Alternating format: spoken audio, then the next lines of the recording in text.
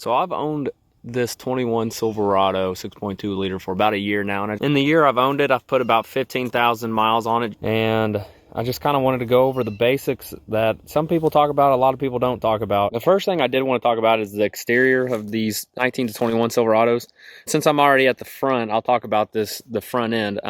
Ever since the 19s came out, I will say I like the front ends of these trucks. They just look aggressive to me. They look mean. I've always loved how Silverado does their little two-arm grill in the front, and my last truck that I had was a 2006 Silverado, and it had the same deal, and so I really like this.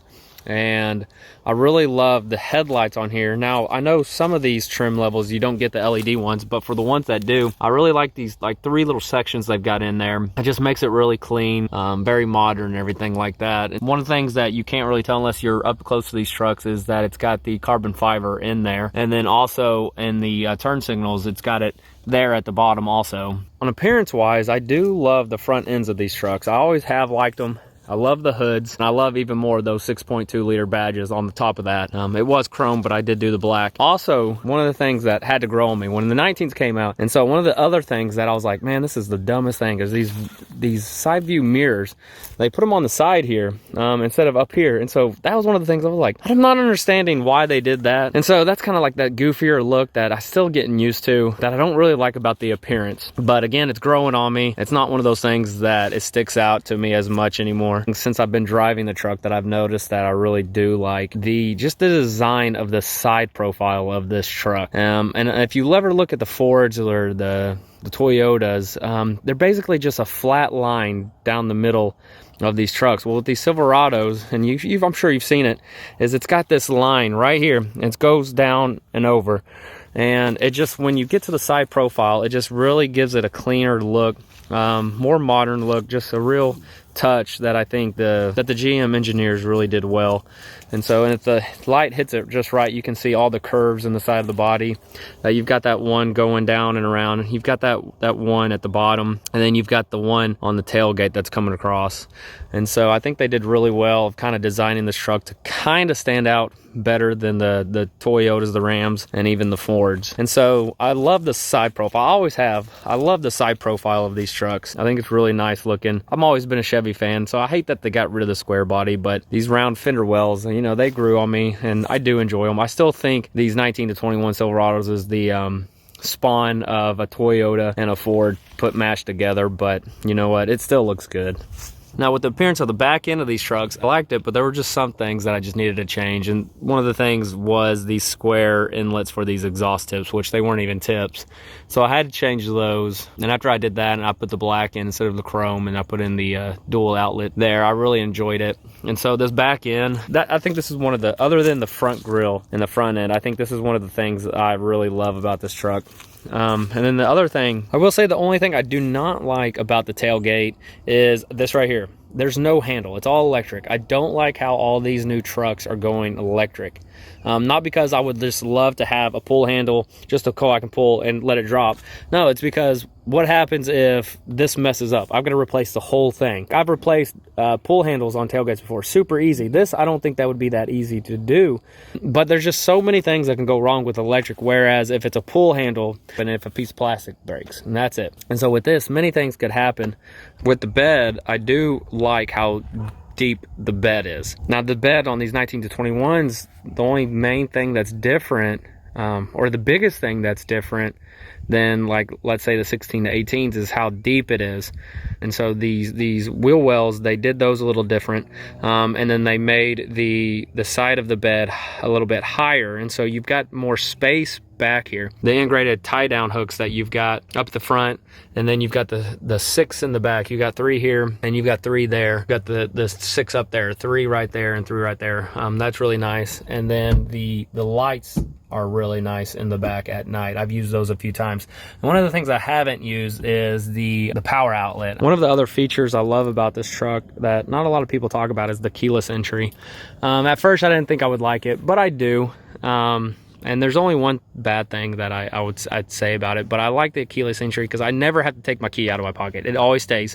You've got the keyless entry button right here. And I will say I wish they would have just done it where it was a sensor. So I don't know why Silverado didn't do that and they put the button. And I will say mine doesn't have the button on the back, but some do, even some of the lower trim levels. I never have to take the key out. I just hit the button and it unlocks all 4 doors. And you can change the settings on that. And then also when I'm leaving my truck, all I do is shut it, and I've got it to where it's got the timed auto lock on. And I will say, let's see, it'll lock, and there it goes, and it locks. I will say that's the only other thing I don't like that's kind of nagging about it, is that it should be a distance thing and not a timed thing, because there's times where I go to shut my door and I can't even walk around the backside over here to my passenger door to get my son out, and there it goes, it's already locked. And so I don't like that. I wish it was a distance thing, and so I think they could have done that better. I do like the feature because I never take my keys out of my pocket.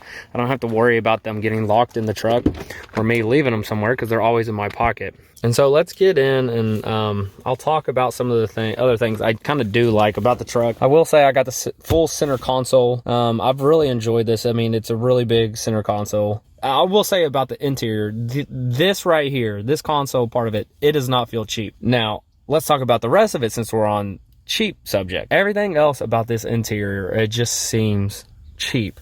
And so if you've seen the new Silverados, these 22 Silverados, I think they did an amazing, outstanding job on those. And that's what's tempted me to go, and when the ZR2s come out, whatever the price point is, seeing if it's doable to trade this in. Well, obviously it's doable, but affordable to trade this in and upgrade to that 22 ZR2, because I love the interior of those new Silverados. If you look at any of the new trucks, the dash cluster here in the Silverado, it just, there's nothing to it. I mean, it's barely, I mean, to me, the 16 to 18s look better than the 19 to 21s.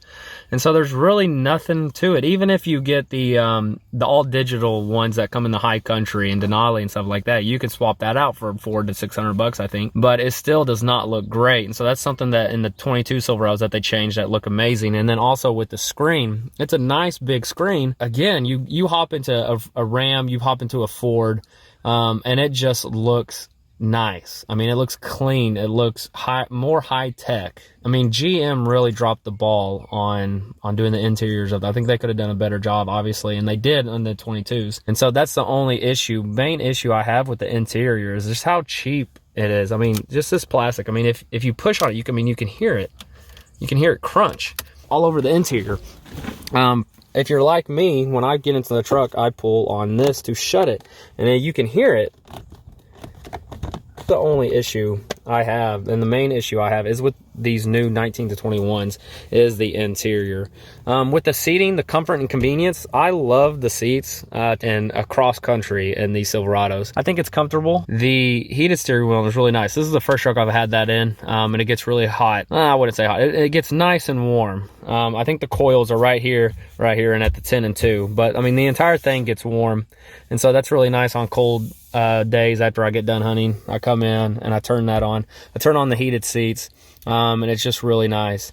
And so, and even with the heated seats, those are super nice. All right, let's talk interior, because this is where the most of my dislikes come from. Let's go over what I do like about it. The main reason why I got the 21 Silverado is because I loved the 16 to 18s, the exterior of it. I thought it was a mean look, a good look, but I started looking at these 19s, and I got in the back, and I was like, holy cow, this is huge. And if you've never sat in the back of one, I don't think you can really appreciate how big it is. And I was going to take out these car seats before I did this, but I decided to leave them in just because, to give you kind of like a view of what it might be if any of you watching this have kids. And so I've got a toddler and I've got an infant that we keep in these. And so when I sit in here. I mean, I've got no issue, no problem at all. And so like I honestly think you can be a 6'3" guy, 200 pounds, and you'll sit in here comfortably. And so again, even with kids in here, you can see I've got the kick mat because my toddler, and it's not big enough to where my toddler can't reach the back of my seat and kick it all the time, and so I've got that on there. And so one of the other things I loved about this back seat is that I can't show you, but obviously you can see other videos, is you've got these hidden compartments, and I really love those. I keep a few things in there. And then I loved the double folding seats, and again, you can't really see it, but I did have the storage compartment underneath, and that was really nice. And I've got a bunch of the stuff I used to keep in a toolbox in my old truck. I just keep it in there, and it's really nice and convenient. And so that's one of the main reasons why I wanted to get a 19 to 21, is because it's just so spacious. It was huge compared to the 16 to 18 model Silverados. On the inside, I didn't really do much. One of the things I didn't talk about that I didn't like was the inside of this console, of how deep it was. And so there's no really way to organize anything. It's basically like a woman's purse. You just got to throw it all in there and dig through it. And so I didn't like that. And so what I did is I just got on Amazon, I think for like 15 bucks, I just got a tray at the top where I kind of keep everything somewhat, a little more organized. And so I also, on this trim level, I wanted to talk about the features that come on these trucks, and the configurations on them are so different. You can get just about anything and everything on them depending on what you get and what is provided for whatever truck you're getting. I have the parking sensors, which are pretty great. I've never had an issue out of those. They come in handy when you're trying to park into a tight spot. Those come in handy every now and then, so I like that. Obviously, before the chip shortage and they stopped making the auto start stop, I have that. But again, the Pulsar LT, I have that shut off, so it never turns on. The button for the tailgate to drop is convenient, I guess. I don't use it very often. I guess if I'm throwing something in the dumpster and I've got some trash back there, before I get out, I'll hit it and it'll be dropped by the time I get down there. And then the hill control descent. Again, I don't use it very often. I've used it a few times because I kind of go down some back roads, and one of the roads leading up to our house is pretty rough. And so I've used it before going down it. But other than that, I don't know when I would use it, especially with a truck like this. Maybe if I had a Jeep and I did a lot of rock crawling, I would use that, but not. Another thing that I like about this interior, it goes along with the drivability of this truck, is the different modes. So for the 1921s, I believe they all do this, but they have the different mode. You have the trailing mode if you turn this knob to the left, but then if you turn it to the right, you've got the sport mode and you've got the off-road mode.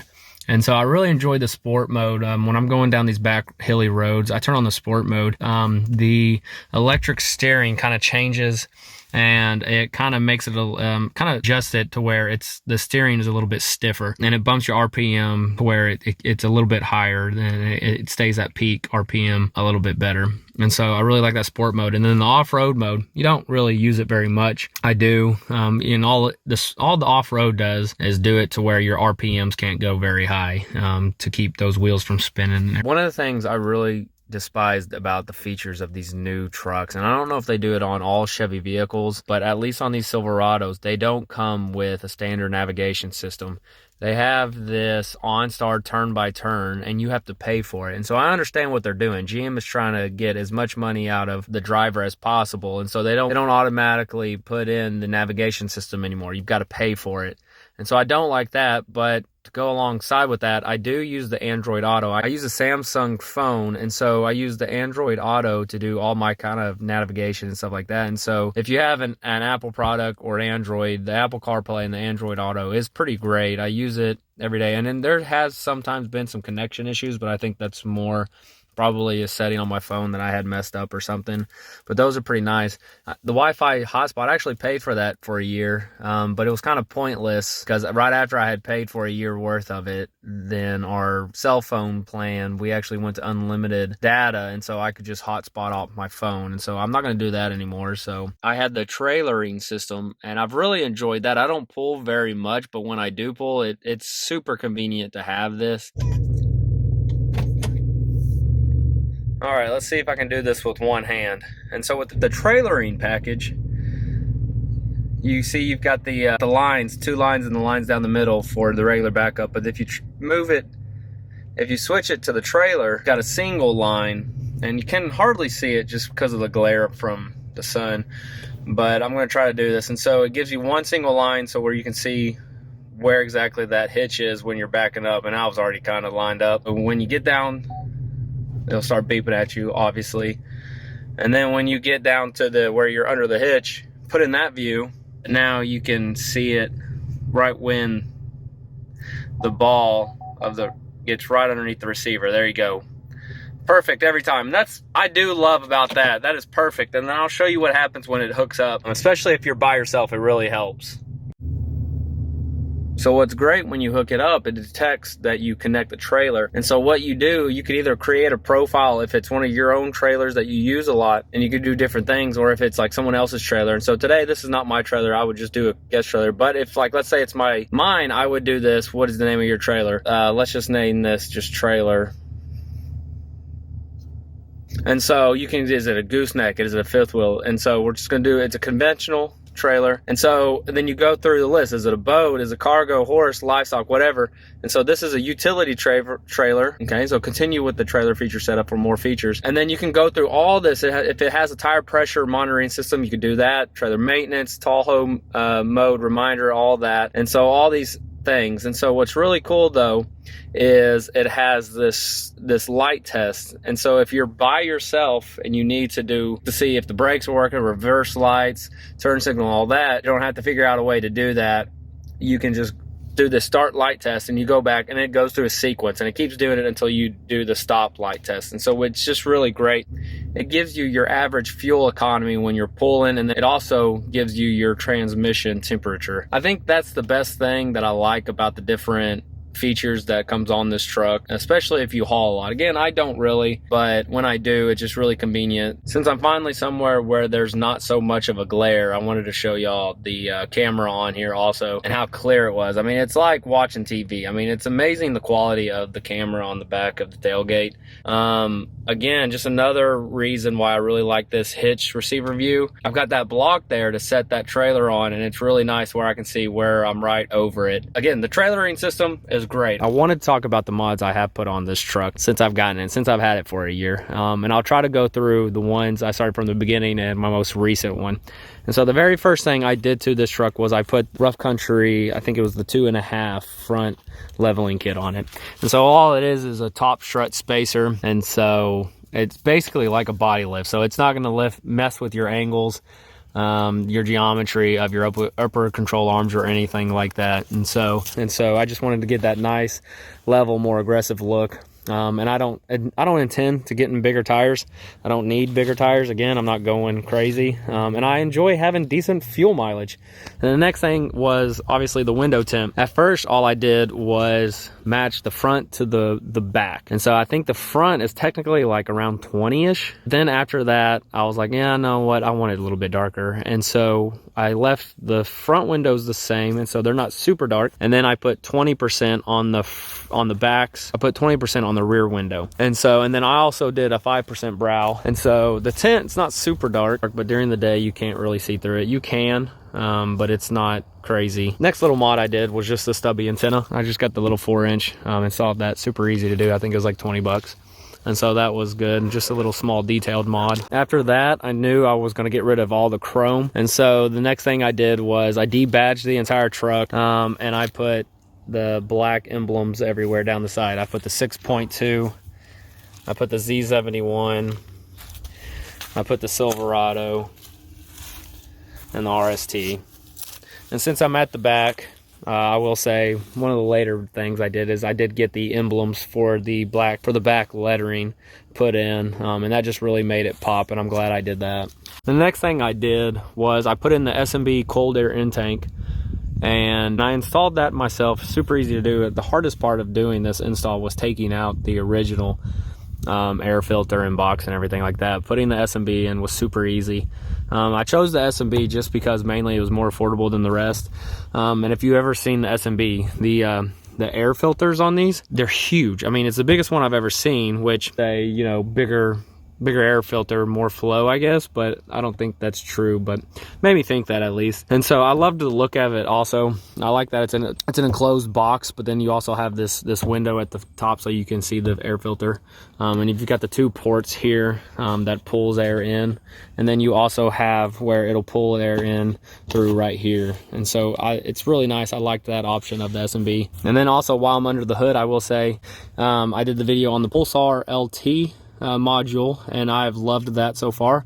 The main thing I've used it for mainly is shutting off the DFM and shutting off the auto start stop, and that's worth its money right there. And then also the throttle response on it, I've really enjoyed that. I sometimes mess with that on the fly. Now going off with the engine and exhaust, I did do the aftermarket exhaust. It is a true dual with the X pipe. It's 3 inches all the way down and out. It really gives it off a good look that you can get. Gives it a more sporty look. Now there is one mod that I've done on the exterior that I wish I never would have chosen this brand, and it's these steps right here. These were like more of the cheaper steps you can buy, and obviously they're cheap for a reason. These look good at first, but then they have already started chipping. So this is the main spot where they're already chipping, but there's a few other spots. They're a little dirty right now just because I didn't clean the truck and I didn't have time to do it. But this is where I step in. I mean, and that right there, I mean, after a year, this shouldn't already be coming off like this.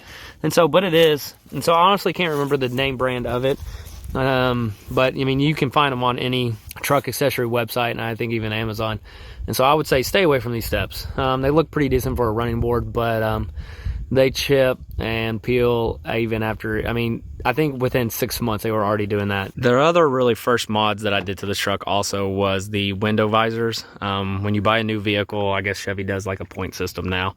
And so buying a new vehicle, you got enough points. I think it amounts to $100 that I bought the inlet window visors, and I've really enjoyed those. Those were super easy to install. So a lot of times if it's raining or if it's hot outside, I'll just leave it cracked, and that keeps it covered where dust, no water or anything gets in. And so those are really nice. And then the last exterior mod that I did was the 20x9 Fuel Maverick wheels, and I just really like the look of these. I'm not going to go into detail about these because I did a video on it already, but I really like it. It just sets off the look of the truck. So again, I've thoroughly enjoyed this truck. Again, I will say, I mean, these new 22 Silverados, the interior of them is just really tempting to see what dealerships are giving, because right now dealerships are giving top money for trade-ins.